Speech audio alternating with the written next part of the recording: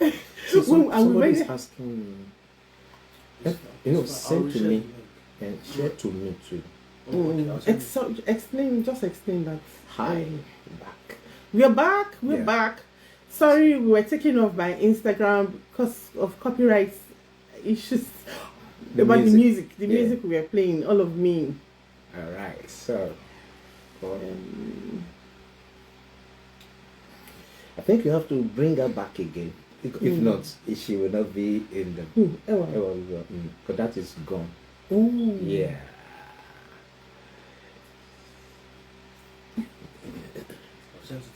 Sent to me, okay, because somebody was asking. All right, thank you. So thank you so much. Chinwe has joined. Lizzie has joined. Waiting for our Lizzie guest. Querida, that's our Lola, our baby girl in Lagos, Nigeria. Thank you for joining. Please, kindly send the links to your friends. Invite them, to join us. Today is going to be an amazing day. Okay, so I sent it. Let me just bring them back. Okay.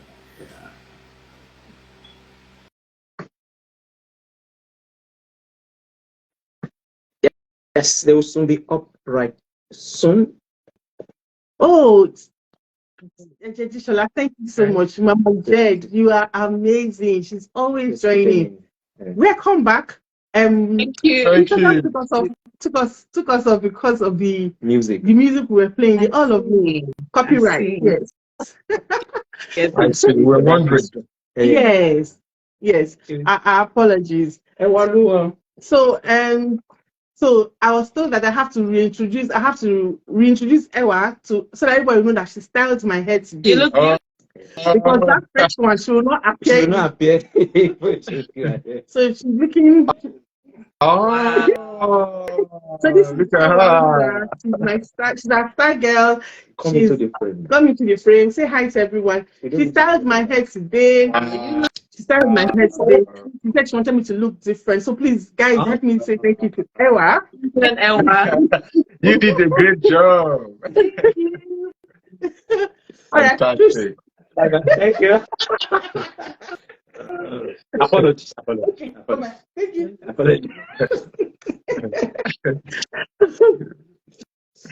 Thank you. Oh, Mama Jed, thank you. You are amazing. I see you here every week, and we really appreciate you.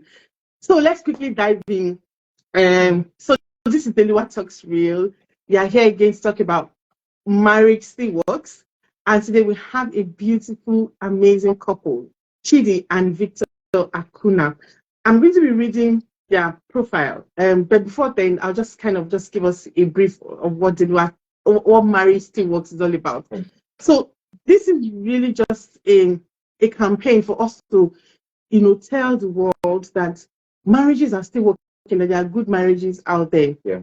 You hear a lot of narrative about, marriage is not working, marriage is a burden, marriage is a problem. And we feel that we know that there are beautiful, good marriages, out there, but they don't get enough exposure. Yeah. And that's one of the reasons we are doing this.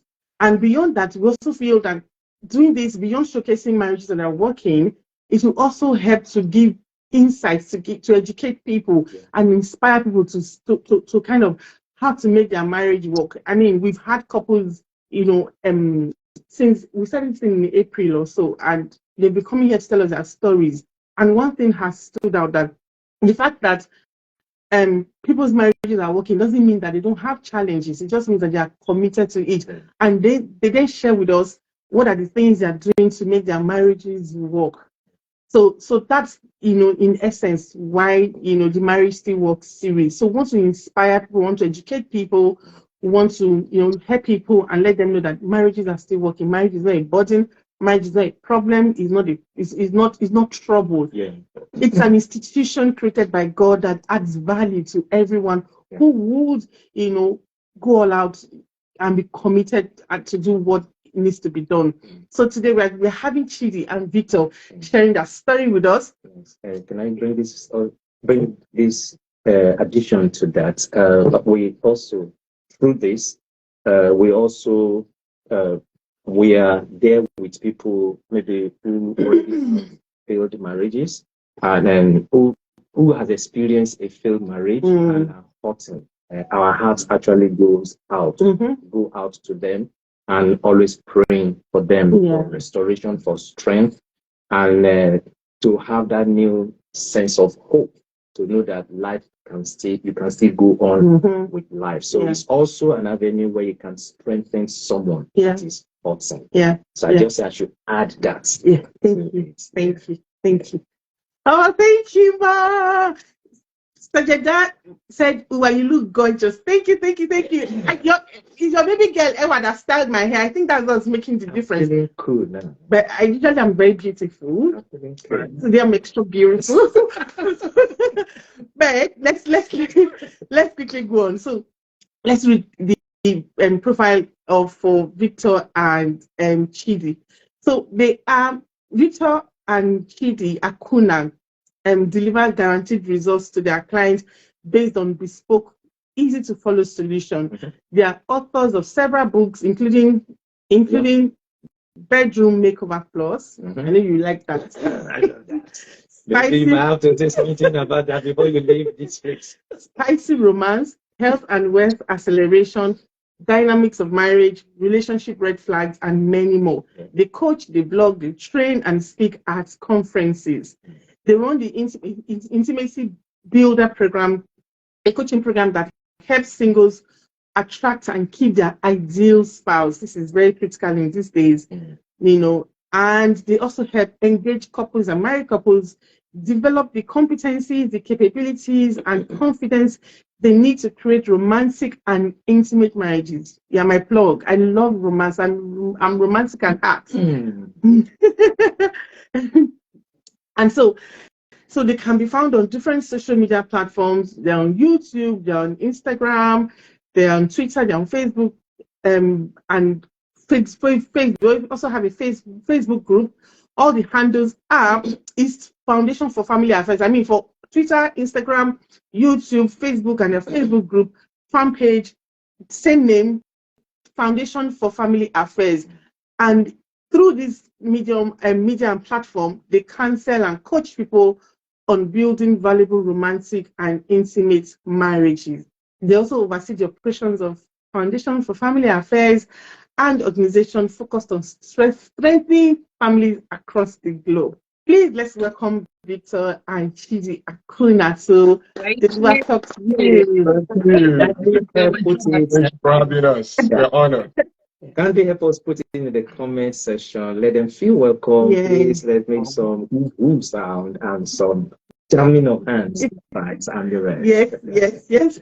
So we're going to dive straight in. For people who have been with us, we have a set of questions that we usually ask. Like I said before, I'm a romantic at heart. I love romance, so I usually want to know how it started, who said I love you first, where did you meet, all those romantic mushy things, and then we cascade into the deeper things. So let's go. How did you guys meet? Where did you guys meet? How long have you been together? Just give us a summary. Okay. I'll start from your last question, but thank you so much for having us. We are honored. Thank you so much. First, the last question. We've been married for 12 years. We marked 12 years last weekend. Yeah. It was such a pleasurable one. It was a great time to just reminisce on the journey so far and just how far we've come. How did you meet? We met when we were serving. There's something called youth service, national youth service in our home country, and that was where we met. So he was of the batch before myself, but somehow at some point we had to, I met him on ground, and on this particular day, he was serving as the something called the landlord and the brothers coordinator. So he was usually interact with many people, try to ensure that people were comfortable. So on this particular day, someone in the lodge where I was lodging at the time, had come to me and said, "Oh, there's someone your Christian fellowship called NCCF, Nigerian Christian Couples Fellowship. There's someone there called Victor. I heard he has forms for bank for a certain bank for applications for bank tests, something like that. So he wanted me to help him pick up a phone. Prior to this time, yes, he had just been that brother in fellowship who would see, but we had never really spoken. So this Sunday, I walked in into the. Usually, I'd go earlier because I was with the choir at the time. So when he walked in, I called out to him, and he turned and he was so shocked. I was like, "Oh, so you know my name." That was his first comment, and then we talked about that. I think that was the first conversation. After that, the following week, he saw me and he came to me and we just got talking. And he asked a question I never forget. But over time, I got to know why he asked that question. And he asked me, what do you like most about yourself? And that really got me thinking. And my response to him that day was, I think I love the fact that I'm just a happy girl. I'm a happy person. And later on, he got to make me understand the reason he asked that question was when you meet people, this is for any single out there, you need to connect with them from their own area of interest. So he thought it would be more interesting for me to talk about myself, something I loved about myself. And that was how the conversation started. After that, he would walk me home, walk me to the bus stop, ensure I was safe. I picked up a bike and something. But the good thing, what I really loved about him was it was something he did with everyone. Ooh. So he was a ladies' man, if I would put it that way. He ensured the ladies were well taken care of. He was a proper gentleman. Proper gentleman at that. Yes. What? So on this particular day, he said to me, I'd love to come and visit. So as the landlord, he would go around to ensure people were fine, people who belongs to the fellowship. So he wanted to visit that day. And he came visiting. And I think nothing happened there. I'll let you carry on from there. To be honest with you, the story I remember was the second time we were meeting when I asked her, what do you like about yourself? Because I didn't remember the first time that she talked about, but that's her own side of the story. But the story I remember was the story of when I met her. I just saw her and then we started talking. It's amazing. He keeps saying he doesn't remember because he remarked about how beautiful I looked that day.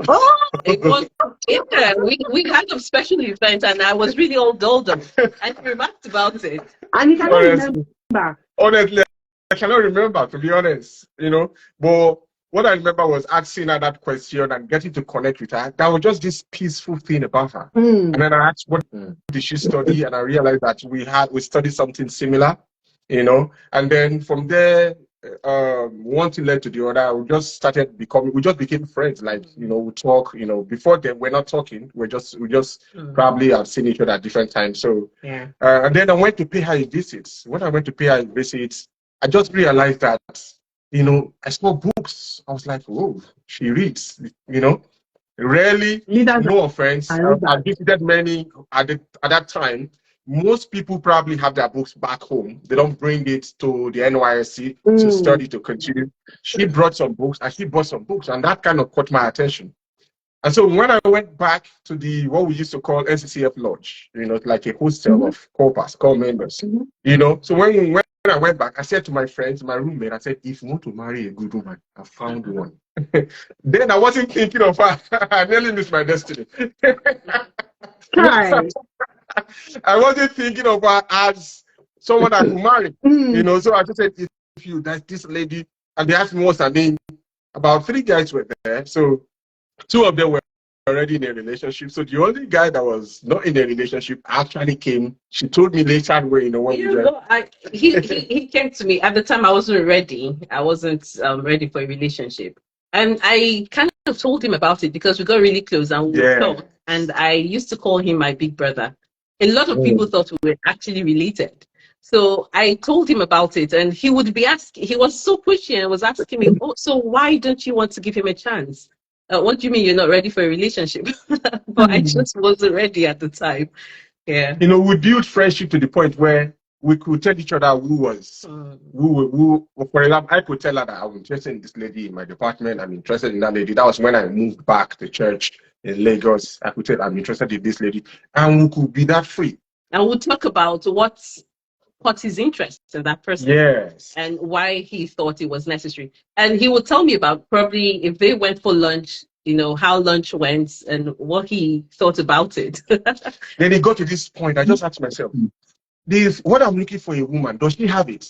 That was when I now took a back seat to actually look. I'm like, what? One of the things that stood out for me that I really like, I'm telling you, was this one was some paper that fell out my scale is too small. At least scale is transparent. You can still see. Me, I couldn't see anything. It was a brown sandpaper. Right. So I just kind of took a back seat. And one of the things that I like in a person that I spend time with is somebody in whose presence I can be myself. I don't have to act up. I don't have to create an impression. Of course, I have to impress her, but not to the detriment of every time I'm under pressure. And yourself, exactly. She created that kind of energy, that kind of atmosphere. So, and then I started looking at some other quality of like, she has this, she has that, she has this. And then I decided to pop the question, and she ran away that brothers don't date. I said, brother, which brother? Which siblings don't date? I said, which brother? Before you put me in one friendship zone that I will not be able to come out, I said, who's your brother? So that is my brother that bore you? Is my brother that bore you? Exactly. Who's your brother? I'm not your brother in this case now. I'm your Christian brother, but not your brother. Go ahead. I mean, all the friends I had at the time, even friends of the opposite sex, when he asked the question and I had said yes, each time I asked them, I was going to tell them. Each time I spoke to anyone and I asked, who do you think it could be? They mentioned his name. So it was just interesting to see that. But what actually got to me was, yes, he said I ran away. I took my time, and then he came back, and he came back really ready. And he came back with some questions I never forget. So the first thing he said to me was, listen, just hear me out. I'm not here to market myself. Neither am I here to manipulate you. And then he went down to business. By the time he was done, it was time to think. I can see some comments there. Somebody said, brothers in Christ. Yes. Chidi, were you convinced after that time, after those set of deep questions, are you convinced that yes, this is a serious-minded person? To be honest, I had always known he was serious-minded. I talked about him to friends, but I talked about him as my big brother. I think the reason some of these people mentioned his name is they knew I liked him. There was a liking, but it was very cordial. He was like a brother to me, to be honest. And I loved the fact that he had big dreams and he talked about them boldly, and that challenged me a lot. So I knew a lot about him, but I hadn't seen him in that light. So when he mentioned that, I mean, after that moment got me to retreat, to think about it, like, okay, so what's this all about? I think having friendship in a way created a situation whereby we could get to know each other without any pretense, no eggs. No, I mean, friendship is before marriage. I mean, it may not happen that way for everyone, but friendship before you go into dating with the intention to get married is very key. Myself and my husband were in similar situation. We're friends. We're in the same drama group. He saw me at my worst. I mean, the last edition we had, we shared our story because it was our anniversary. So we made that anniversary special, and he was telling me that when he used to see me in my element, because I can really argue and put forward my point, especially when I feel that I have some very valid points to pass across.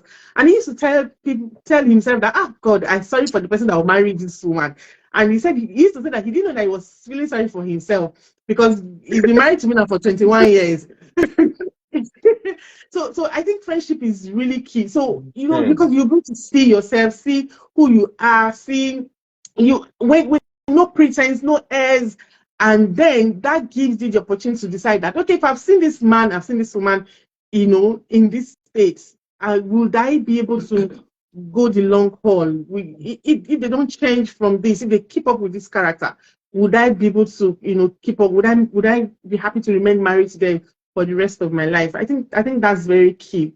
That's good. So so now let's go on. So you then accepted the marriage proposal I mean, after all your analysis and running away and running back. Yeah. I did. And I became his jewel in the savannah. Yeah, we served in Gombe State. Say it again, jewel in the savannah. Yeah, that's Gombe State where we met. That's the motto for Gombe State where we met. Oh, that's beautiful. Yeah. That's beautiful. I really like that. Does he still call you that still now? He does, but he's upgraded his poetic skills. Good. I'll ask you for the upgraded name later, but let's move on. That's good. So now you've been married 12 years down the line. Yeah. How has it been? You go. Yeah. It's been, I would say, when you have, sometimes I pinch myself to tell myself that we're actually married, because in my head, I don't think of her first as a wife. I think of her first as a friend. And it's only when we are probably filling out a form or we are doing something that I think of her as a wife. I don't know. I don't have a very positive connection to the name wife. I see her from my head as a friend. A friend in this case is when I get the first good news, the first person that comes to my mind is my wife. A bad news that I need someone to brainstorm with me, the first person that comes. I remember when I passed my PhD examination, I thought the first person that came to my mind is babe, it's done. I mean, anything. So that's the kind of positive emotion I have. So it's been great. Of course, we had our challenges. We've gone through where we waited for almost 8 years to have our first child. That was really not very nice. We've gone through a phase where we had some financial challenges. That was very tough. We've gone through a number of things. But we thank God in essence that we often come out stronger. We often come out, more formidable. We often come out understanding each other and knowing the boundaries we're not to cross with each other. Because, excuse me, some of those challenges kind of reveal, get to that point where you know that if I can trust this woman 100%, if she asks me, close your eyes and jump, I can jump. Because if you see what we worked together, how she stood up. I remember when I had 3 days to submit my final PhD.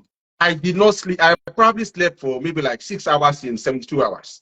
I was writing. My wife would stay back at work up to 12 midnight, correcting, because she's very good. She's a lawyer. She's very good at, she was helping at editing and sending back, editing and sending back. Nobody in my life can do that kind of thing for me. Nobody. So she's proven herself over and over again that, this person, if the worst comes to us, I know she will be in my corner. So it's those moments gives you an opportunity to test what people say to you when they are making wedding vows. It's those moments that actually put those wedding vows comments or vows to test. And, so it's been a very, very fantastic moment for us. I must say, yeah. Wow. Amazing. Nothing to say. Thank you so much. I've noted down 2 key areas that you say you dealt with. 8 years of waiting and the financial challenge. I think we'll come to that later. We'll drill down. Yeah. Yes. But I love the fact when you were talking earlier, when you said, come on, you took a back seat. I noted it down, your exact word, you took a back seat. And it's like you now view the situation and you view her. Then you started saying things from a different light. I think I love that. It's good for when people that are in a relationship are not driven or just seeing things from just an outer perspective. But when you see beyond an action and you're able to see the intention behind the action, the beauty behind whatever noble idea somebody is bringing across, I think it gives you a paradigm shift. And when you gain that paradigm shift, then you start seeing things in the right way, and that will give you the right attitude towards that. I felt when you said that, it got to me, and I felt, let me amplify that bit a bit. That helped me amplify that side a bit, because I can relate that to when people in relationship are having a challenge. Instead of just snapping and just losing control and just getting angry and you now making decision out of heightened negative emotions. You want to take that back seat. What some people will say, okay, you know what, let me pause, let me reevaluate the situation. Then when I reevaluate the situation, then I will understand where this issue is coming from. And when you try to analyze objectively like that, we understand that you need to understand the essence or the reason behind this action. And at the end of the day, it goes a long way in helping. I love that. Thank you. Thank you so much. That's a good summary. Yeah. So usually we ask our guests what they should kind of, give us two scenarios of what has been the most difficult challenge or challenges that they've gone through. But already you've mentioned two, so we're just going to take those two. The 8 years of waiting for a child and the very difficult financial challenges that you guys going through. So now, let's take the financial challenge first.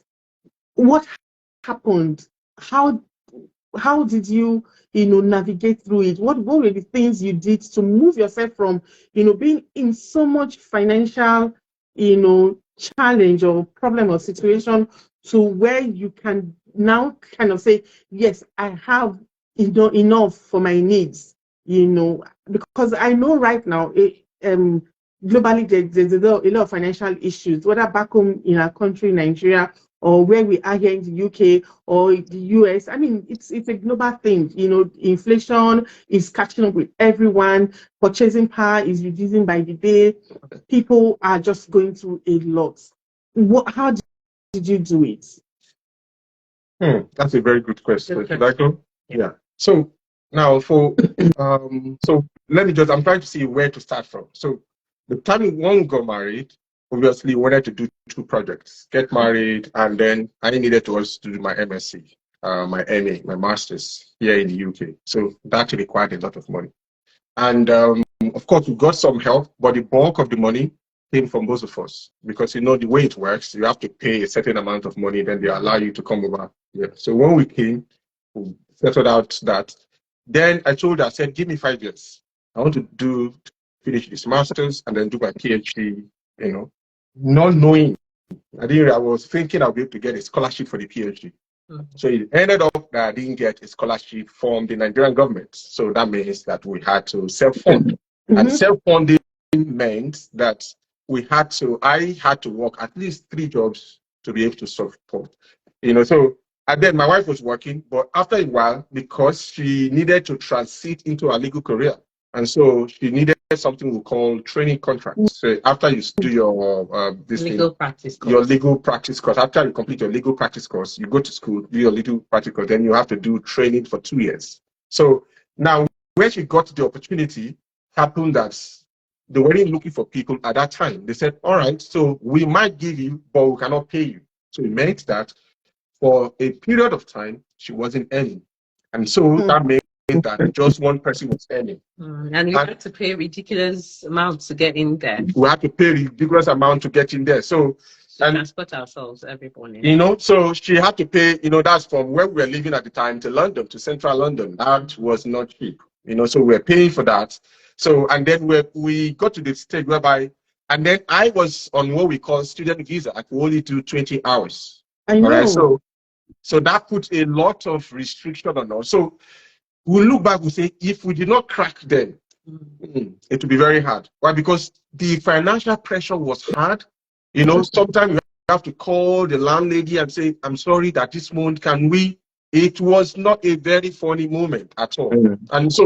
And we cannot say that she should stop that opportunity that she waited for about 2-3 years. And I didn't want to get to the point where, because I was doing PhD, I didn't want to get to the point where I was moving forward in my career and she was moving forward.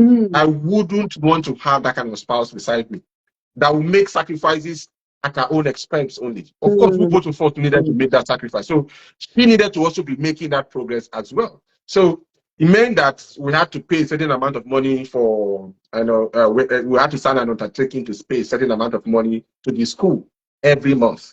They didn't now whether son or shit, you have to do that. So they don't look at your face, so no, it's when they want to collect money, they're very nice. When you default, They are very unfriendly. Honestly. My life. That's story for another day. But you honestly, at a point, we got a letter that if you don't do something in the next 3 days, we are going to do X, Y, Z. It was that. So now putting all that pressure and having to sit down and write a PhD, because it's the same, you need to create your mind to be in a certain state to be able to write it creatively. You know, so that was a very tough time. So that meant that we piled up a lot of debt. You know, we got some help here and there, but it was not like doing PhD is not granite, like they say in the local parlance. So we piled up a lot of debts that kind of piled up and piled up and piled up. So that was one thing. Now, fast forward, the way God helped us out was at a certain point, there was a reversal that meant that my wife started getting paid at some point. And then before I even finished my PhD, I got a full-time job that helped us to clear that backlog. It was difficult, just to make it practical. It was very difficult to think about it, because I remember one day you came to me and you said, let's write down what we owe. Like, let's make a total, write it out. It was so difficult. I don't know why that is, but just the thought of, because by the time you start and you think, okay, this card, we actually maxed this card and it's like 7,000, you just give up. Like, no, don't worry, let's just carry on. So at a certain point, he said, no, when we write it out, we'll be able to see it. Then we know what we're doing, what steps to take to pay it off. You know, and that was the first step. So because I thought that you know, like they say, you have to know your enemy to be able to know how to even approach your enemy. So we needed to see the moment we're able to put all the debt together. There was just something in the head that said, this is possible. We can do this together.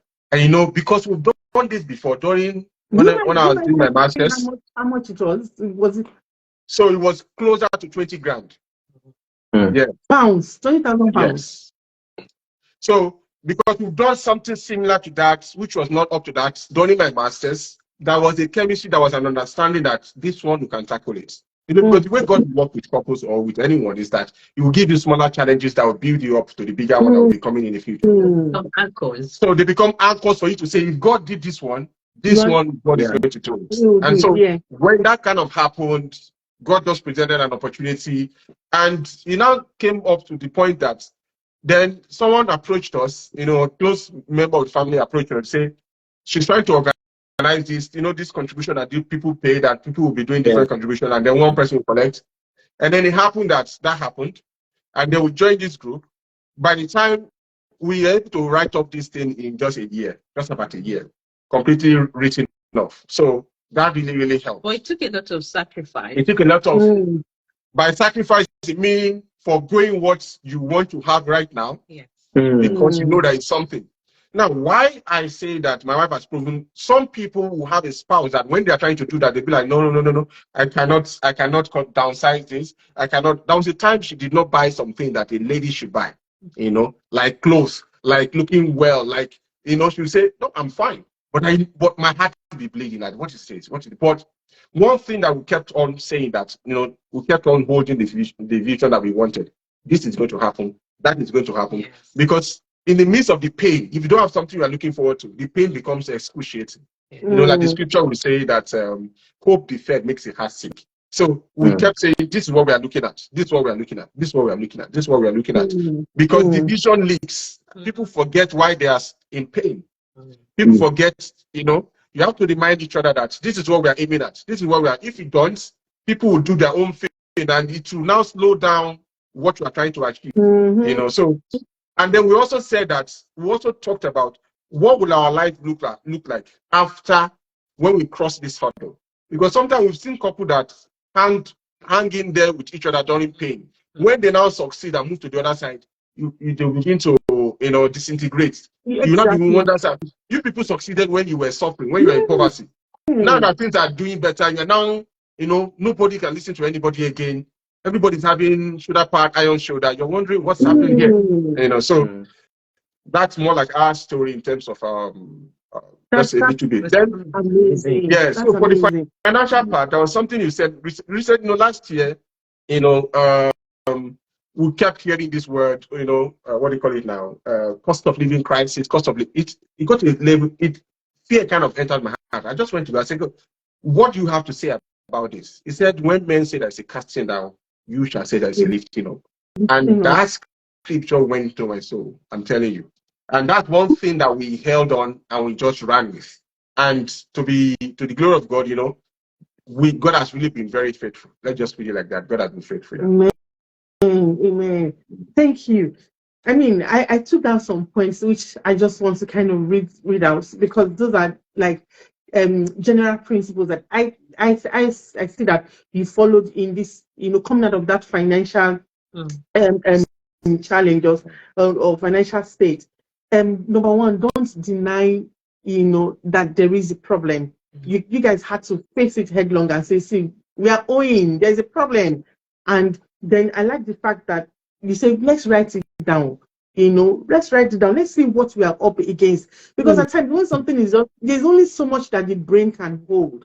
But when something is written, it becomes more concrete. And then you by the time you see it, you constantly see it. After some time, when Nigerians say, I carried with my full chest, your chest you now build internal resilience, internal strength. That's what the Bible says, that write down the vision and make it plain. So they that see, they can run with it. By the time you wrote it down and you're looking at it, I mean, 20,000 pounds is big, man. I can't even lie. When I heard the figure, I opened my mouth, my eyes, unconsciously. But the Bible says that with man, certain things may be impossible. But with God, all things are possible. Then I like the fact that you also you took advantage of opportunities. You knew that yes, you had financial issues, but it wasn't going to be your forever state. You're looking at opportunities on how to better yourselves, looking at opportunities on how to bring income coming. That's fantastic. And these are like just general principles that if people apply them, they will move from point A, where they don't have anything, to point B, where they start moving out of debt, and point C, and and they move out of financial challenges. And I like the fact that you guys were working together. You had a positive mindset, you were hopeful, and you never forgot the big picture. Those are the things. I mean, I've been thoroughly blessed. Those are the things I have written down from just this small story that you've shared now. I think I would say they're similar to that. See, we're just using different words, but I want to arrange them in order. I could see envisioning. I could see that the two of you started out having the big picture in your mind, and you made up your mind that you mentioned teamwork. You decided that you're going to work as a team. That's why you stated earlier that, in fact, marriage word rarely come to my sense. You have to be signing some documents. Like what is the wife? Then the more important is that your friendship is so solid that you can just be yourself by each other's side. So I could see envisioning, I could see people who work together as a team. I could see people who are genuinely vulnerable with each other. Yes. Then I could see from what you said, there was planning. You took time to plan that thing. And another word I will add to that is that, of what use is planning if people are not taking action? You described this thing very well, that you took practical steps in moving towards the picture that you saw. And there's also something you said, it's not about just you, not your own exact words, now I'm just paraphrasing it now. It's not about just you alone or her alone, because your interests are both represented. And therefore, when you push through, you notice that there was a joint effort. Today, it might be him, and tomorrow it might be the other person. But the important thing is that you work together as a team. And I heard one word that you use. You use the word sacrifice. There was no doubt. There was sacrifice. If there was sacrifice involved in taking you through that process. And those are things I noted down to just corroborate what you have said. For anyone listening, there's a question in the chat room now, but I'm going to take that. Maybe I should take that. No. I will just wait for you to finish that. I think we should just, before we move to the next question, which is the next major challenge, which is the 8 years of waiting. Oh my God. That maybe we should just run through some of the chats that, questions that people have posted. That's just the question, but there are other. No, there's someone loves Shere or loves Sia. Love is Sere. Sorry, I don't know if I'm pronouncing that. Please forgive me. She said something that really touched me. Something like, she waited But it did not work. Yeah. I waited for 8 years, but it did not work. And F Diva said, I also waited 10 years, and it's not an easy journey. I know F Diva, we ran a master's program together sometime back there in Nigeria, and I know how she waited, and how God blessed her with a set of twins, beautiful babies, as in beautiful. She's here right now, and she's been commenting, and thank you, F Diva. But love is a series or a series. Please, I don't know how. I don't know. No, I've already sent a comment there, and even Jedishola had actually also responded and also prayed about that. So for both Love is Series and F Diva, I post a comment there for Love is Series that we can have a conversation outside. F Diva is fine now. I think she has a set of twins, beautiful babies. But if she still wants to have, because I said technically the marriage didn't work. So which one? No, I have a friend. Not how. Okay. Do not be high in Jesus' name. So you might want to get in touch with the friend. If the friend is open and is willing, we can arrange a meeting outside of this meeting. But for Love is Series, we can also have a conversation outside of this meeting. Our handle on Twitter is and on Instagram is at Dele Uwa Talks Rate. You can send us a private message. Then we can take it up from there, exchange. And maybe we should send our email. Dele Uwa Talks Rate. Yes, email. I'm going to post it before the end of the program so that you see both the handle and also our email. And they are also here for any other person here. You are connecting with a lot of things they are saying. We want to say that please feel free. We also post their own handles. You are free to reach out to them. I'm very sure they will create time in order to be able to reach out to you as well. So thank you so much. And there's a question towards the end. Yeah. Okay. Yeah. And it's still F Diva. He said, so people ask this question, we'll allow them to answer it. He said Davido sang Love is Sweeter when money is involved. He said, not many couples will survive financial challenges. Does that mean love wasn't involved? 2 questions. Does that mean love wasn't involved? Second question, is there even true love?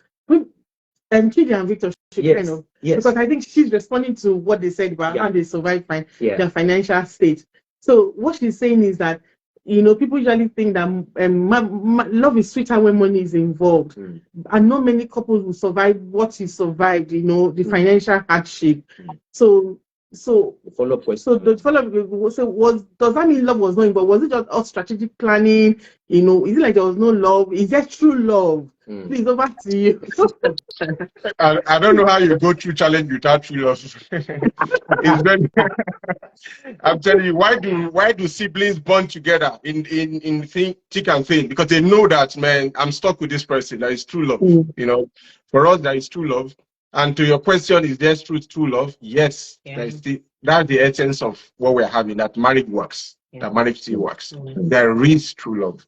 True love for us meaning when someone loves you unconditionally. True love meaning when someone is willing to sacrifice for your own good. True love meaning, true love meaning that you are willing to develop yourself to become a better version of you, so that the marriage will be better, because who you are is what you bring to the relationship. You can't be a troublesome person and expect a peaceful marriage. It doesn't work. So sometimes true love is you willing to make the changes in your own thinking, in your own attitude, in your own behavior. You willing to cut off some relationships that are detrimental to your marriage. That is the so true love. It depends on what you call true love. This is our own definition of true love. So true love still exists beyond feelings. True love is you choosing your partner every day, whether they are perfect or not. That's what true love. True love means showing up for your partner in their worst moments, in their best moments. True love meaning listening to your partner when they need to talk to someone without the person using it against them. True love truly exists. So now, to speak to the other thing you said about surviving financial challenges, we don't believe, people may, don't crucify us, but hear us out. We don't believe that financial challenges destroy marriages. We don't. Money is neither good nor bad. Yeah. It takes on the character of the person holding it. Of the All person right. holding it. Yes. So if your That's belief what we believe too. that's what we believe. So money itself, if you keep money here now, money will not come and separate the two of you. It's how both of you are relating to each other on the issue of money. That's what's called. So if I start now, I begin to stash away some money somewhere that my wife doesn't know about. It's not about the money. It's the thinking behind the hiding thing that creates distrust in her heart. Yeah. Automatically, if she now responds to me in kind and now begins to do some other things, already, we have already started creating a relationship that lacks trust. What is left when there is no trust in a relationship? So is it the money? No, it's the meaning and interpretation that that action created. Yes. And if she responds to me in kind, it will just build a bigger gulf. Rather than saying, I noticed this. Can we talk about it? Do you not trust me again? She's pulling me close. But if she responds in kind and the same way, by snatching away something, many people buy stuff that their own. Some people own properties that they are paying rent on, not knowing that it's their partner that actually own that. The proper, exactly. So they are paying rent to their partner in the house where they are staying together. They are living. So that is not about the property. It's about the distrust that comes. Once there is distrust in a relationship, it's very difficult for you to hold. Because the other person will be like, I don't know what else is hiding. And that thought will create a suspicion, create a toxicity in that relationship that may not enable you to survive. How many financial challenges have you survived as a single person? Did you divorce yourself? Exactly. No. So rather we sought help. But the thing about relationship for us is that once you are together on the same page, it helps you to begin to think about where is the solution. So we both of us, you pray and say, you know what?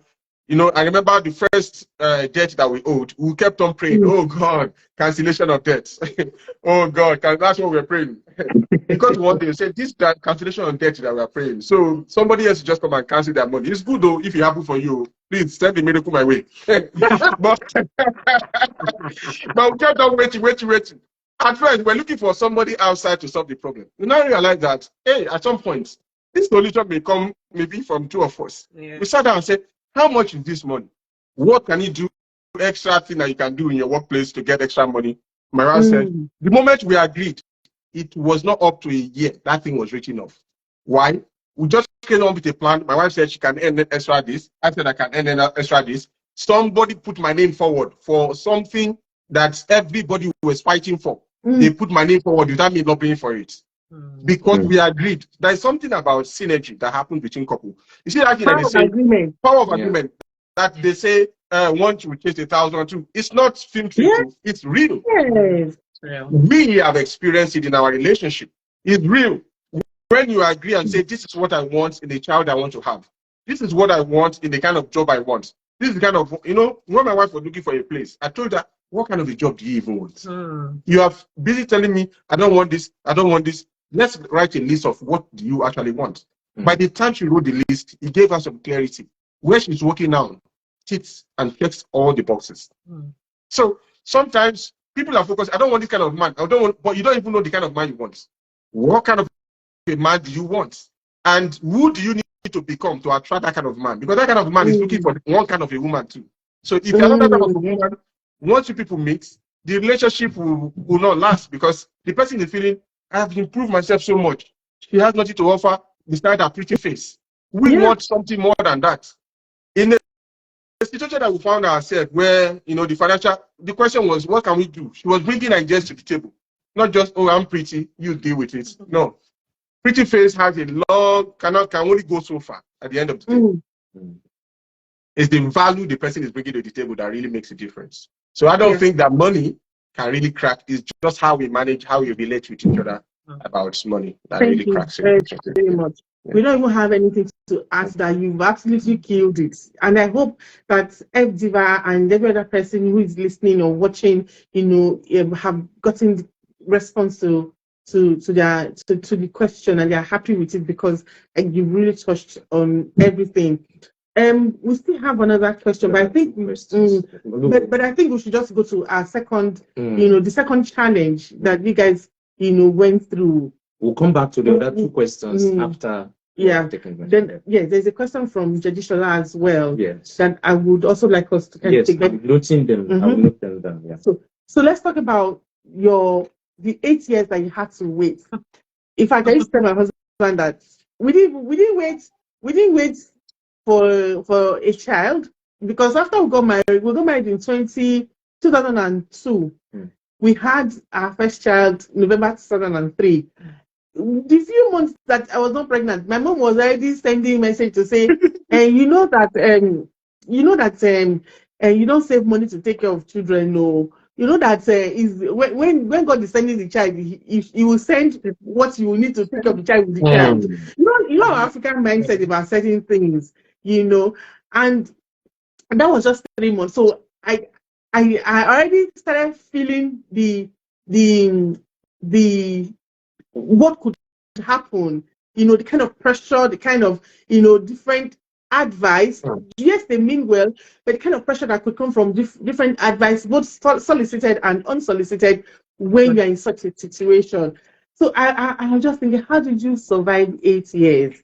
How did you go through it? What did you do? Some people here, or even those who watch this, with the recording, may be in similar situation. What did you do? How did you survive this situation? Please tell us. Well, like you said, I think there are people who go into marriage and decide they don't want to have children. That wasn't our case. Because sometimes you hear people who say, oh, okay, we want to wait 1 year, 2 years. That wasn't our case. I think I even conceived in the first year and then lost it. And we carried on thinking, oh, okay, it would happen again. And then it didn't happen. And it got to this point where it became really odd. And I went into hiding. And this is the part where I would want to speak to anyone who is watching, because sometimes we let what people say control what we do. What people would think of us control how much permission we give to ourselves to live our lives. So I when I said we went into hiding, I was kind of avoiding people. I didn't want to post photos on social media as though that's that would make people forget about me, or the fact that I was married. I don't know. So but it got to the point where I had done this, and with his encouragement as well. One day I just asked myself some questions. Why are you limiting yourself so much? Why? For how long would you remain in hiding? You have to come up, and it's really so uncomfortable, especially on maybe Mother's Day, and you attend certain gatherings and they ask mothers to stand. And there was this particular one that really got to me. And they said it was as though that was not enough. And they said, oh, if you have taken in before and you lost the child, come out. And I was sitting. My sister, who was also in that gathering, sent me a text saying, are you not making God a liar? And I was thinking, why should I go out and announce myself? So but you have some of these things. And times when you just go out and people ask you, where are the children? And you say, oh, they're fine. Like, you give a response, and you ask yourself, okay, don't ask for that. But we had all of those times. But I got to the point where I told myself I cannot continue life like that. I was denying my world of the gifts God had put in me. So children or not, I had to come out to do what God had put in my heart to do. So I gave myself the permission to leave. So give yourself permission to leave. Whatever has happened or whatever is happening is of no fault of yours. As long as, yes, you subject yourself to the tests you have to do, because we had to go for tests to be sure everything was fine. And it was so funny that we would, after all these many tests, they'll say to you, oh, just go home and have more of it. Like, spend more time together. And you're thinking, how much more time? Do people really have this much time? And they've not had it. And then you just have those moments where sometimes it's like, you think, oh, it's going to happen this month. I actually calculated, I was bang on the ovulation window. And at the end of the month, it doesn't happen. So we got to that point where we had stressed, and we stopped stressing. So we thought, you know what, we'd enjoy our lives. Children or no children, we will live life and we will be happy. So the pressure we had around that issue was more of external. So you would have family members call to say, "Oh, you're not. You guys are doing nothing about it. You're not getting younger. How would you think you are? You're posting photos on social media. You guys are not bothered about this issue." And when you say you're posting photos on social media, I'm thinking, if you know what it took me to get to that point, you know. So I'm not going to even let you stop me doing that. But it was more of external. Sometimes they tell you, "Oh, you need to go meet this. You need to speak with this man of God. He needs to pray with you." And then, out of courtesy, you decide to call the man of God because you've been given a number. And then he tells you have to pray with me every night without your husband. You pray alone every night from midnight until 3 a.m. I'm thinking, I've been to work, I've had a long day, and I'll come, rather than spend time with my husband, at least we should be busy trying for a baby. I'm here praying with you. You know, so we had all of that, but it had to take. It demanded a lot of wisdom in managing some of it, because I mean, some of them are elders, so it mattered how you approached the topic with them. And some of them we just ignored. You use that, so that I was smiling when you said solicited and unsolicited advice. Yes. That's exactly what it is. Actually, if you are from, you know, what we call BIM, all right? You know, Asian people, I think, also experience something like this. African experience. So that was more like our experience. So we go to that point in our lives where we say, you know what, we are going to enjoy our lives. We're going to do ministry. So that meant that we're going out to speak many at churches. We went to this particular church. After around innovation, the one gentleman just came. I said, "Wow, that was a really good one. Where are the children?" Oh my word. That was one of publicly. People were there, you know, after preaching now, people come to you and be talking to you, collecting your number and stuff. Where are the children? I didn't know what to say instantly, but there was a woman that we met. She was a counselor in the region. She just said, "Oh, they are coming." She just noticed. She never met us before. That was the first time. She just said, "Oh, they're coming, they're coming." She just shoved the man away. And that's how we became a family friend to that family. Phenomenal. The husband won OBE at some point, you know, phenomenal family. But that was the first time. So that really happened. And sometimes, like, she also said something about Mother's Day. That is often the most. Sometimes they'll say, "Fathers, you won't know." I'll be thinking, should I stand up? Should I sit down? Should I sit in between? It was very embarrassing, you know, embarrassing moment. So, and then sometimes, you know, people will invite you to speak to someone. They say, "Oh, you don't have a child of your own. How, you know, will you know what to say to people?" You know? So there are different, sometimes it comes from the most unlikely places where you're supposed to find succor. That's where it comes from. You know? That's where some of the judgment comes from. You know, and but because we, you know, like something we like to say, that what breaks a marriage is not often, if it doesn't come from within, nothing from outside can come, if both of you are formidable. So, but because we're on the same page on this issue, it didn't matter what people said. Close family member, extended family member, it didn't really matter. Of course, once in a while you get to hear that, you know, this what we now use the opportunity to prepare. Really, that's what we decided to channel that energy to, you know. And the time it happened, I remember my wife called me, "Come, the window." I'm like, what window this time around? It was something I was looking forward to. I didn't look forward to it again because he put unnecessary pressure on me. "Oh, window." I said, "What kind of window again?" You know, before you'd be looking forward to it, but the moment the pressure was mounting, window, that if you don't, I said, "Babe, this stress is too much." When we decided to put our complete trust, when we entered our rest on it, that's where it happened.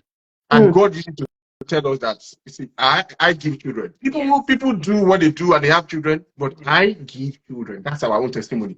God actually gives children. I'm telling you. You can do what you want to do and have children, but God gives. God is the one that decides that it happens. Because what you explained, that you went through all the checks, everything, and everything is fine. And the doctor is even irritated that you're in his office, that why are you worried about? And then you people should go on and be doing. So it's when you find yourself in a situation whereby you can't bring yourself out of it. It's not like, "Oh, I'm fine. Financial situation is still better." You find yourself, you can work your way out. This one, you can do there is nothing you can do about it. You know, you can do this, do that. there's nothing you can do about it except the one that gives it. So it's a place where you have to completely just give yourself and just come to that point of rest. Otherwise, we decided that this phase we have to enjoy it, because once the children come, you cannot relive this phase again. So we decided to enjoy ourselves. We are not missing anything in the park. Like, oh, I wish I was. No, there's no wish. Better years are ahead. Yeah. Wow. That's it. That's how we handle it. Beautiful. Thank you so much. Thank you so much. Maybe before you say something, I want to say this, that I think this is a good response to help some people going through some challenges where external factors are the main reasons why they are having friction and serious challenges in their home. We've seen cases whereby because the two parties that are involved are not, let me use your word, they are not formidable. They've not united their efforts to confront, to have rather a unified front. So every trace of opinion, suggestion, interjections, interruptions, they allow it. And unfortunately, the two of you are in the best position to find solution to it. Yes, we need support externally sometimes, but you have to be extremely careful who you get the support from. The support should be an empowering one, not a disempowering one, not the one that will turn the husband against the wife or the wife against the husband. I felt, let me emphasize that part a great deal, because people should learn to be united. People in relationships, they should learn to be united and believe in themselves, because it's about you. If you allow somebody external to come break the two of you, it's your home, it's your life, and therefore you might live to regret it. Now we're using the children bit to describe this. Sometimes it could be an in-law that could come into the picture. Sometimes it could be a sibling that could come into the picture. Sometimes it could be the job or pressure from the job. Sometimes it could be the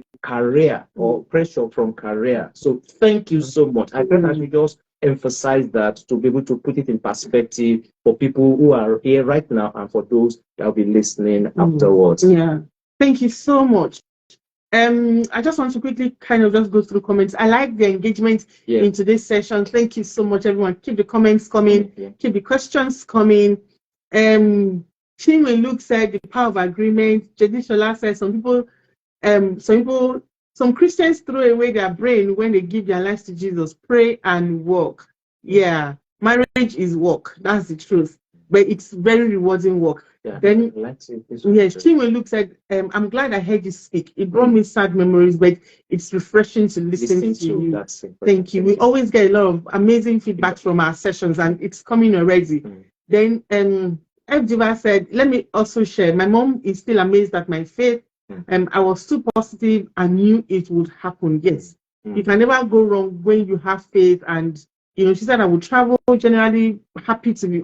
She was generally happy, to be honest. Yeah. Love Esere said, God bless you both. Yes, thank you. F. Diva said, it will cross my mind. My younger ones were producing, but I was the best out.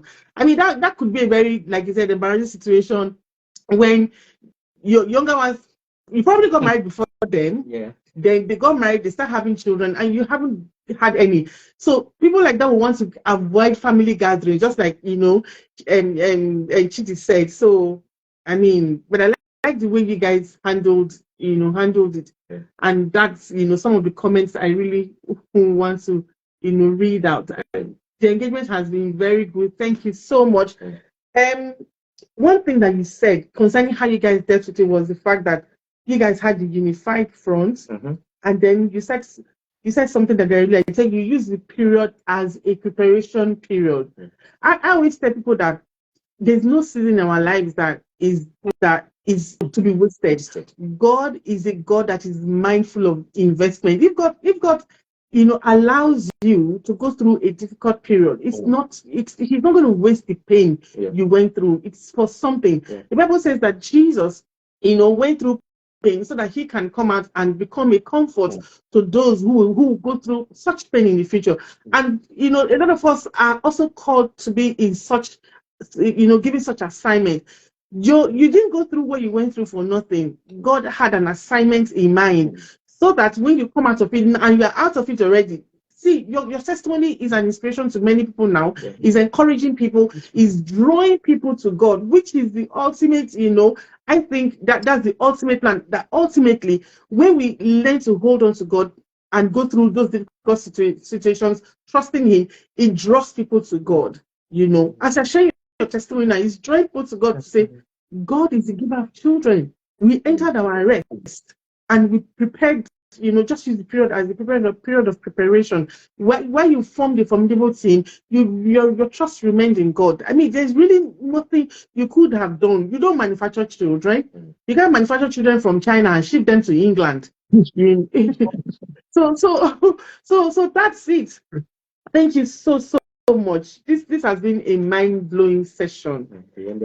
Yeah, so we have, and I'm not done yet with Chidi and Victor. So, but I like the engagement, and I want us to kind of give attention to questions from participants.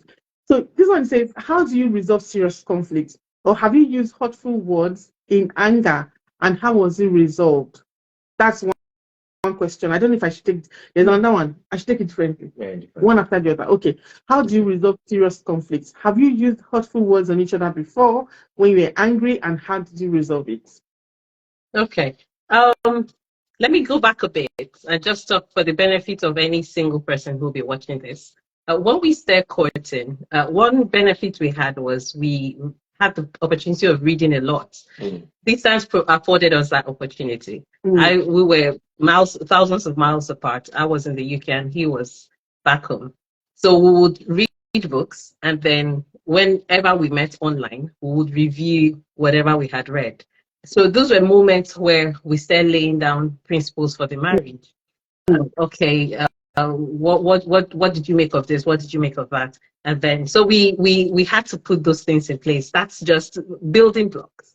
I thought I would mention that because it was at that point we were talking about what do we do. So we stumbled on something in the course of it, put forward by Jimmy Evans on conflict resolution, and he proposed 3 methods. He put out 3 methods. One would be the proactive way of resolving conflict, the reactive way, and then the radioactive way. So when it's proactive, we sit down and we talk about situations. We preempt situations. Okay, if this were to happen, what would we do? If your parents were to just visit impromptu, how would we behave? So that way, give us an opportunity to align our values on a lot of things. So we talked about different areas with that framework. We talked about different areas, talked about finance. What do you think about this? In-law relationship, a lot of things. So that's the proactive way. And then you have the reactive, which is that we wait until something happens before we react.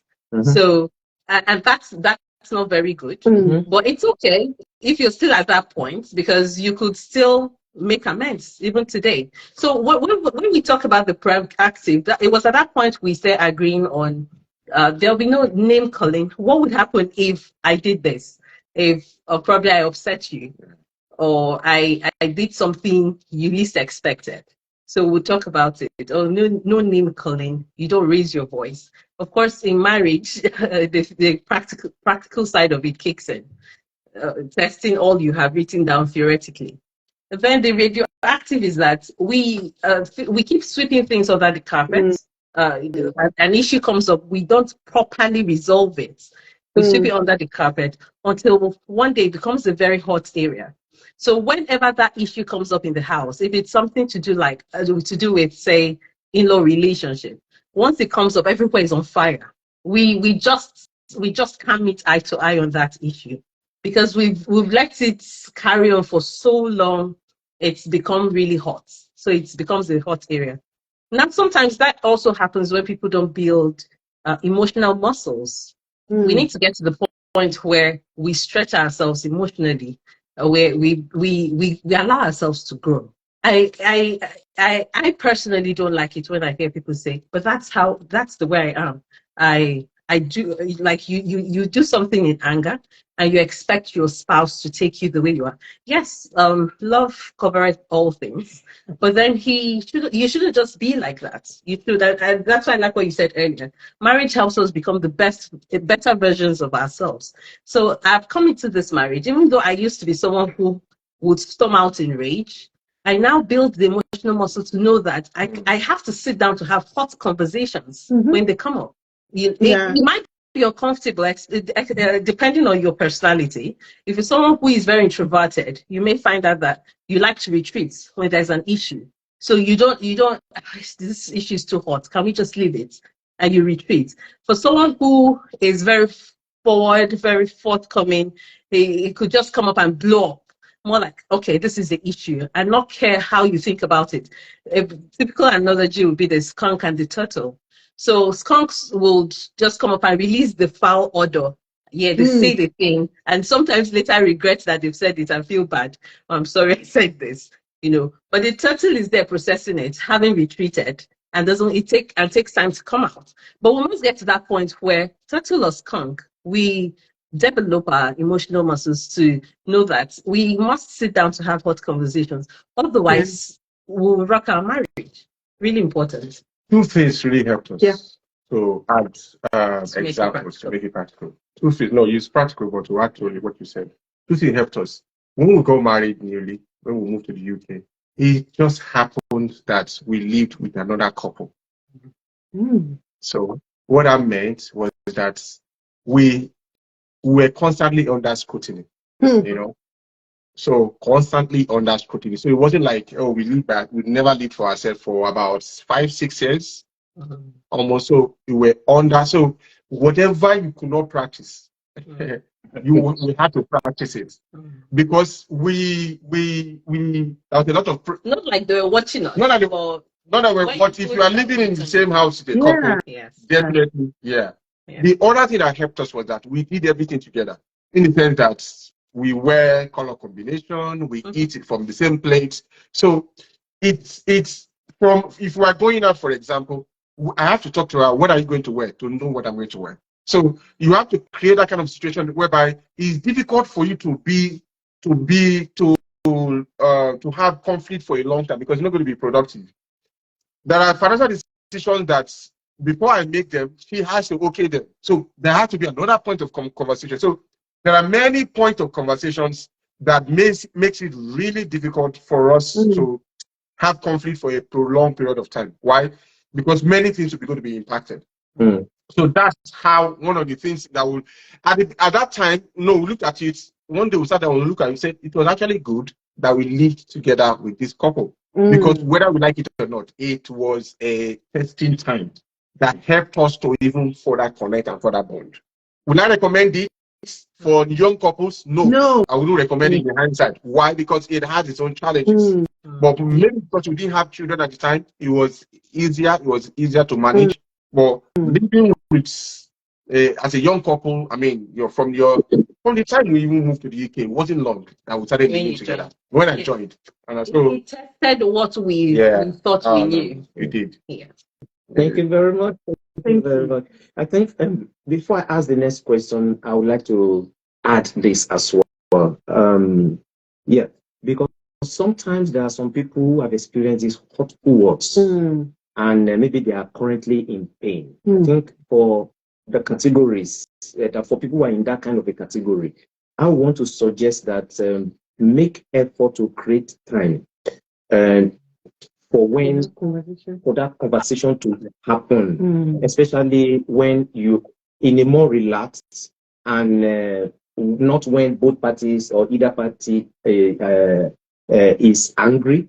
Make sure there's a conversation around it because you cannot over communicate. And in communicating, make sure you are deliberate about finding out what the triggers are, because the person got angry before he or she uttered those words that became hurtful. So where where exactly is the anger coming from? That will give perspective to that person and be able to help the person. But if with this, you see having a challenge, we always recommend, please seek a professional help. Seek a professional help. Add something else we do to that. Sorry. We do this thing where we can call timeout. So if there's a very hot conversation, you're not in the state of mind to handle it at the time, I can say to him, can we have this discussion another time? So, but the thing is, the responsibility would then be on me to call back time, to call time in. If I call time out, I should call time in. So what I'm saying to him at that point is, if we carry on having this conversation, we'll rock the atmosphere in the home. Let's just leave it. Maybe at that point, I don't have the capacity to take it. But when I have thought about it, processed it, then I can come back and say, okay, can we talk about that issue? I don't wait for him to come back to say, we need to talk about this. Yes. I think what in our first year of marriage, because I don't like confrontation. So it was something that when there's an issue, I just think, okay, in my mind, I've dealt with it, so that's it. It's been resolved, and we carry on. But then he will come and say, "We need to talk about it." And it was so uncomfortable. I can relate with you. I can relate with you. Yeah. You said WhatsApp group. Talking about. But then over time, I realized it was very important to him and for the health of the relationship that we talked about it. So I got to the point where, okay, if it's too hot, and I hate to say the wrong things because, like, okay, you can't just make such outbursts. And then, I just grew up, and growing up, we're taught that words are very powerful. So you just don't speak. So I would, rather than speak, say to him, okay, let's talk about this later. But then the mistake I also used to make is when I say later, that's it, like in my mind, I've gotten over it. And then I'm talking to him and he's not really himself. And I'm like, what's the problem? And he's like, have you forgotten? So he wanted to talk about it. The reason why so when she will say, let's talk about it later, I noticed that later, okay, I noticed a pattern.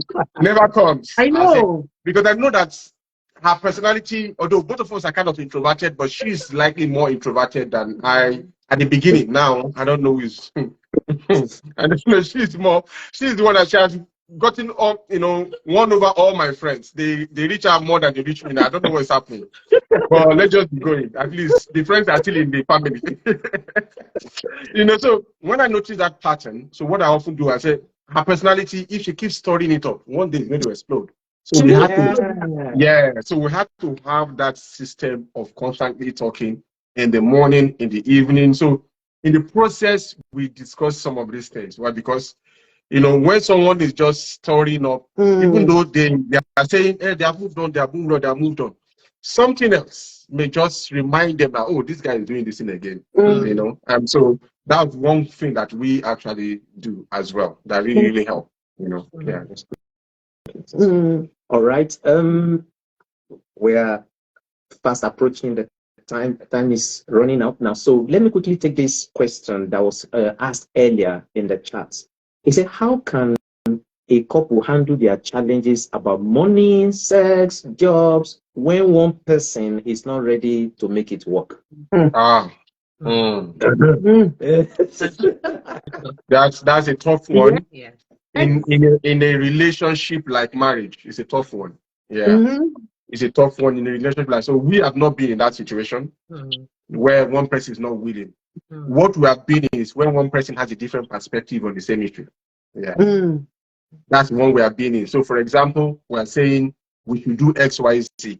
And the other person is saying, no, we shouldn't do X, Y, Z now. We should do it maybe later.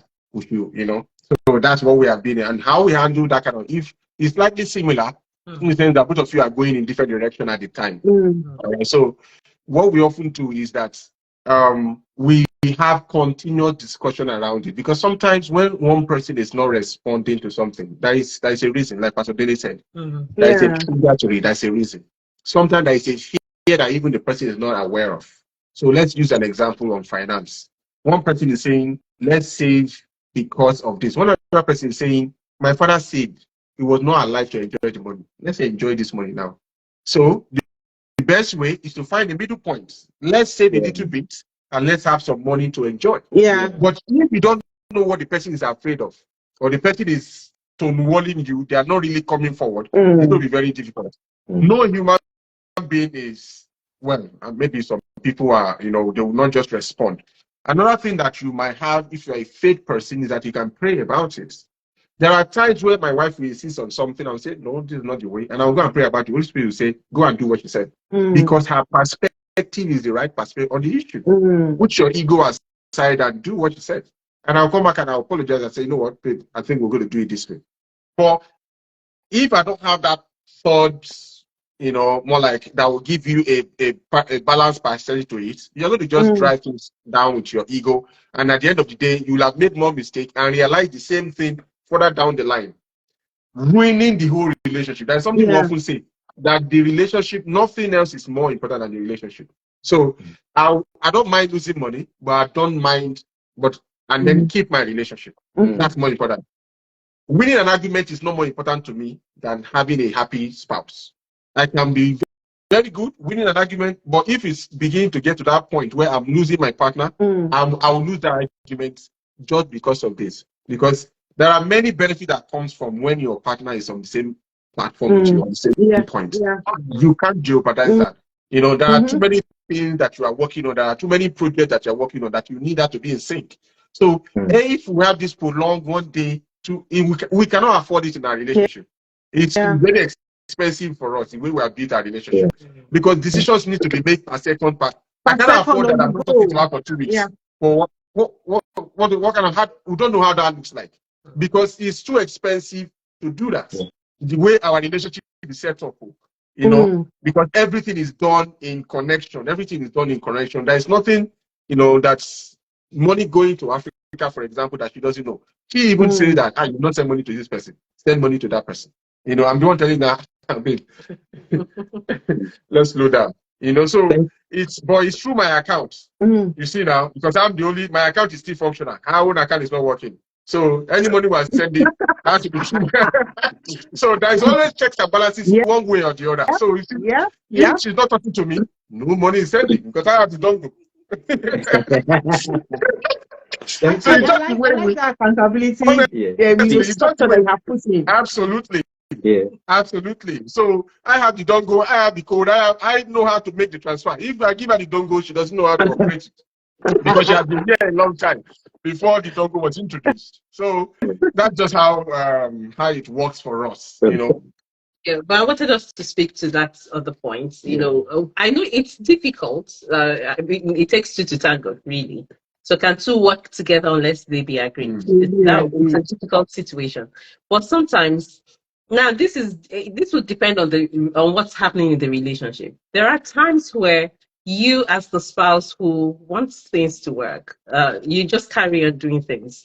Because sometimes it's as though we're waiting for the other person to do before we do. When he does, then I will do as well. But and in that way, we'll be building a vicious cycle in the relationship. Yeah. So if he doesn't do right, then I wouldn't do right. If he does right, then I'll do right. But we can't do that. And then I also say sometimes we underestimate the power of prayer. It begins to sound like a cliche when we say you need to pray about these things, but there is power in prayer. You can commit that spouse to God. Where it says the heart of the king is in the hand of the Lord. I will turn the stony heart and make it a heart of flesh. So there's nothing God cannot do. Would it take patience? Yes. Perseverance? Yes. Would it take you? When we say this, we're also careful. It depends on what's happening in the marriage as well. Okay, if it's a toxic state, you need to seek counsel. Yeah. If it's an abusive state, you need to seek counsel to know the next step. But if it isn't, how about, another thing you could also explore, getting someone this person respects or this person will be able to listen to.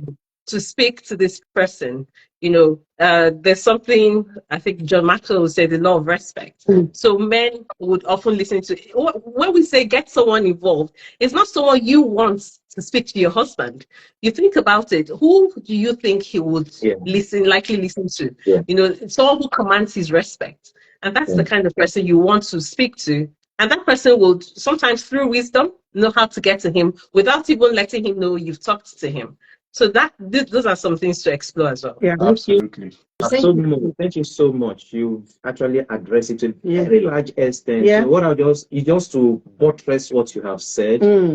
We don't know what exactly made it turn out to be what it is now.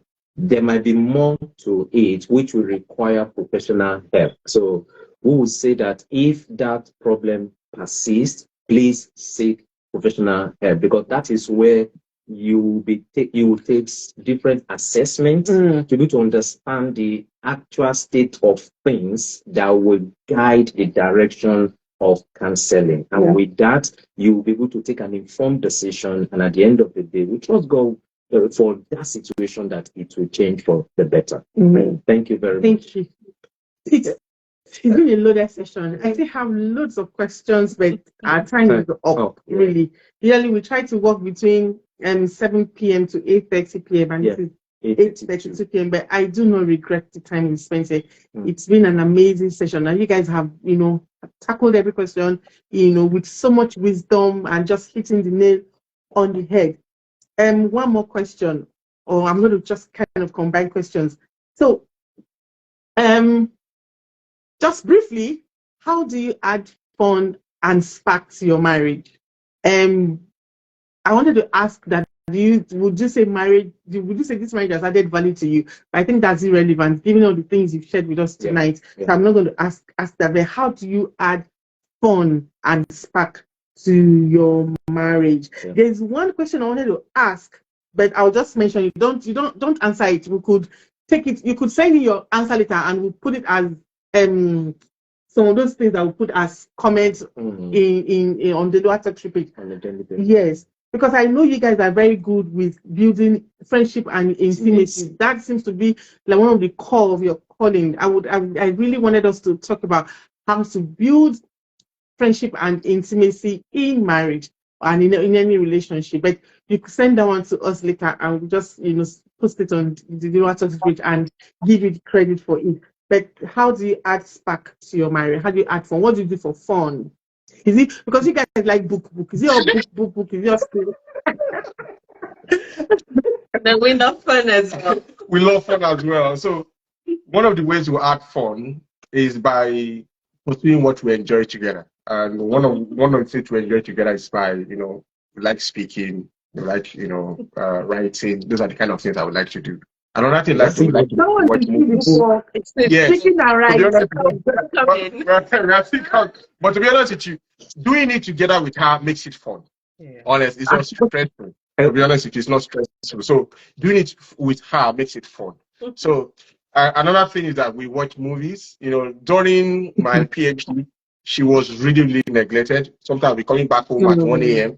and I told myself, I said, once I'm done with this, I'm going to make sure that I give time to family. So weekends, don't do any form of work unless ministry. That's what we do. So, but we still do it together. So every evening we see a movie at least. There are times when we are tired. We are not watching the movie is seeing us, but we are just sitting there. But we are sitting there in front of the TV and just keeping our promise to ourselves that we have to find some people to unwind. So go for walks. We go for walks in our neighborhood. Yes. We go for regular walks. Found out that was very refreshing. We discovered that during the pandemic. We love traveling as well. So, but the walks, we really enjoy the walks. We love traveling. I think these are some of the key things that we do for. Just to add to that, because you said you mentioned about something about keeping the spark alive in the relationship. Now it's really important. Just a minute, please. It's really important that couples get to the point where they don't sweat the stuff.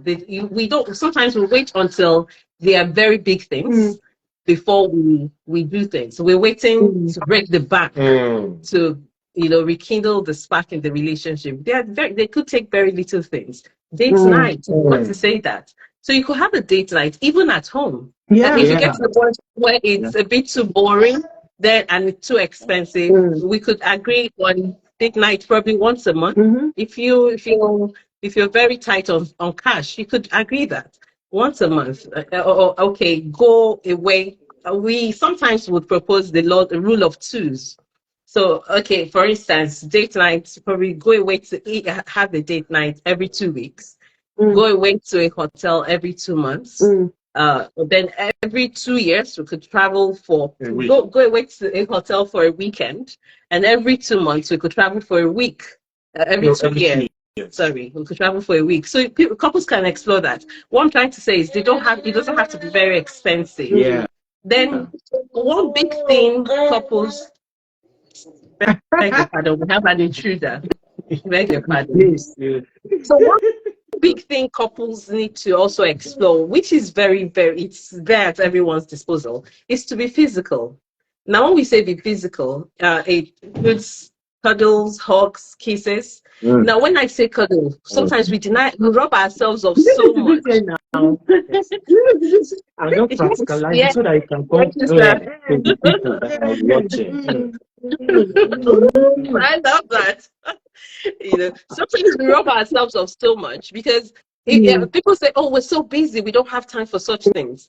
But you get to lie in bed. So how about when you lie in bed, you cuddle? You're taking advantage of that opportunity.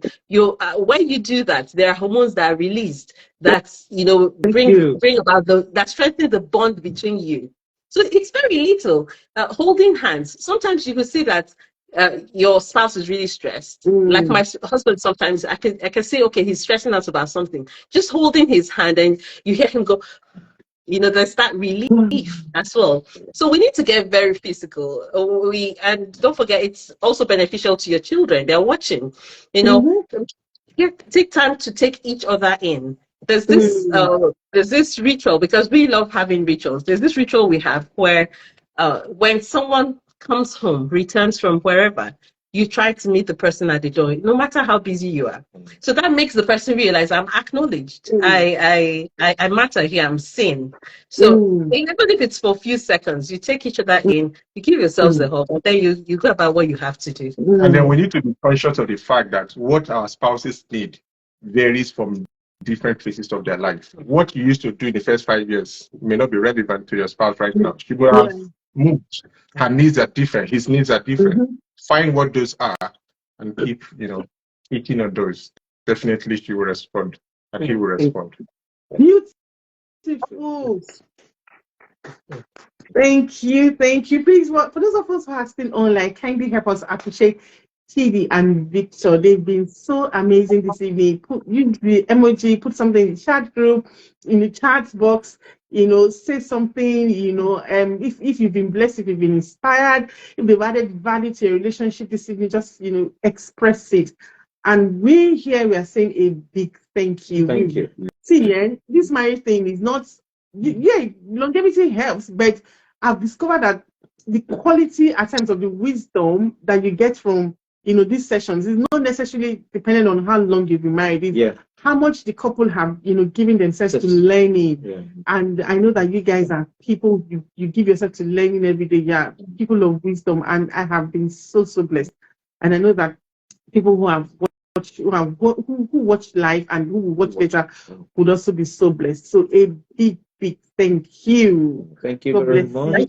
Thank you so much for having us. We enjoyed ourselves. The questions were really deep questions. Yes, and great summaries as well. And great summaries as well. Great summaries. True. Yes. Thank you. Thank you so much. And for those that are watching, you can in the next 2-3 hours, it will be ready. It will be up on the Dele Uwa Talks Real page. Please, someone who needs to hear this. Kindly help us share it and spread the news, because we believe that marriage still works. Yeah. And God bless you all. Marriage still works. Thank you. We have Chidi and Victor's pages from the handles. The handles are there, so you might want to just copy it before we go off, so that in case you need to ask further questions, you can reach out directly to them, or you want to reach out to us. We've already put out the Lua Talks Reel as well, and also the email address that is theluatalksreel@gmail.com. Thank you so much. Thank you for staying through till now. So much, everyone. Yeah. Have a beautiful evening. You too. Bye. Bye. Thank you. Yeah.